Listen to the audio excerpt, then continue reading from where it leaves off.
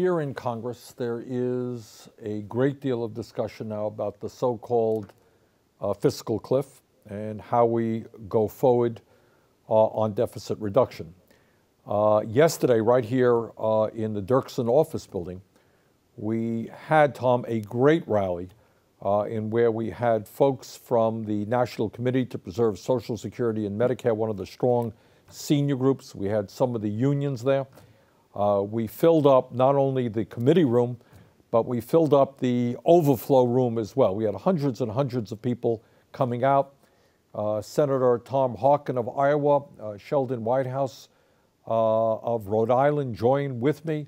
We had a number of members of the House there, Raul Grijalva, Barbara Lee, Jan Schakowsky, and others. And the message was very simple. And that is, yes, we have to do deficit reduction, but we have to do it in a way that is fair. We will not cut Social Security. We will not cut Medicare or Medicaid. We will ask the wealthiest people in this country and the largest corporations to start paying their fair share of taxes. And what is gratifying is that polls that are coming in that I have seen just in the last week indicate to me that the American people absolutely and very strongly support that message.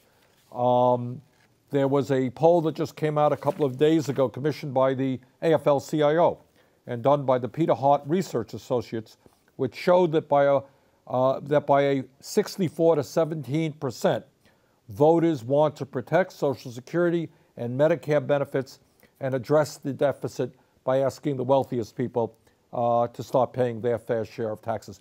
So all over America, I think the American people are quite clear that especially in the midst of this horrendous recession, when millions and millions of people in the middle class and the working class are struggling to keep their heads above water, that you don't cut Medicare, you don't cut Medicaid, you don't cut education, but at a time when we have the most unequal distribution of wealth and income in this country since 1929, when the wealthy are doing very, very well and their effective tax rate, as Mitt Romney's tax returns reminded us, are quite low, in many cases lower than middle-class tax returns.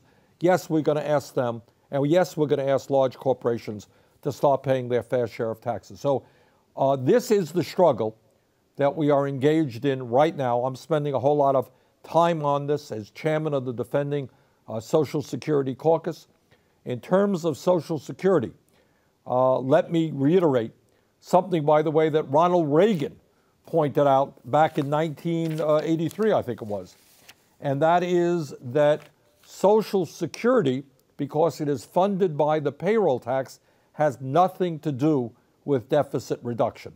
And in fact, Social Security has a $2.7 trillion surplus. So in terms of the whole deficit reduction debate, Social Security should be off the table completely. We shouldn't be talking about Social Security. But in terms of Medicare, Medicaid, education, our job is to protect the programs that working families in this country desperately depend upon, and to ask those people and those large corporations who are doing phenomenally well to start paying their fair share of taxes. I think we should be taking a hard look at military spending. We are now spending 3 times in terms of defense of what we spent in 1997. We're now spending almost as much money as the rest of the world combined. And I think we can look at defense and other government agencies for savings as well. But bottom line is, yes, the wealthy are going to start having to pay their fair share of taxes. And yes, we're going to defend vigorously Social Security, Medicare, and Medicaid, and other programs which are so important to the working families of this country. Do you think that there's a chance that Elizabeth Warren will be put on the banking committee? I would certainly hope so. Obviously, Elizabeth has a whole lot of expertise in that area. She has been one of the folks in this country who has paid the kind of attention and made the proper critiques that should be made with regard to Wall Street. Tom, as I have suggested to you many times, I think we are never going to see the growth of the middle class and an economy that we deserve as a nation unless we begin to deal with Wall Street. Wall Street is a world unto itself. It is unbelievably powerful. It has more money. The sixth largest financial institutions control assets equivalent to 2/3 of the GDP of America, $9 trillion. They write half the mortgages, 2/3 of the credit cards.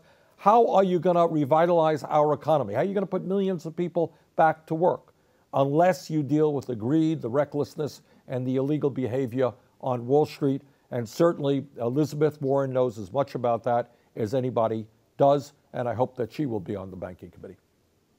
What do you see as the big issues coming before Congress in the not just the lame duck session, but as we go forward into the next year? Bernie? Well, let me tell you what is going to be a huge issue, and I hope that people get involved in this process. This is going to be the first issue that we deal with on the first day of the new session, and that is filibuster reform. Bingo. And that has to be dealt with on the first day, because that is the day where the United States, the Senate, determines the rules under which they will live for the rest of the session. So on that day, we will bring up filibuster reform for the very simple reason that our Republican colleagues have used the filibuster in a way I think that no one ever intended it to be used. As I think I've mentioned before, Harry Reid, the majority leader, pointed out that when Lyndon Johnson was majority leader, during his tenure, there was one filibuster. Since Reid has been majority leader, there have been hundreds of filibuster efforts. And what happens is one guy says, hey, I object to unanimous consent. You're going to need 60 votes to pass this thing. And they do this day after day, week after week. The result is that on issues and on pieces of legislation and amendments where we have 55 votes, 57 votes, 53 votes, we can't pass it because they are demanding 60 votes. Where we need to pass, get judges appointed, for example, we can't do that.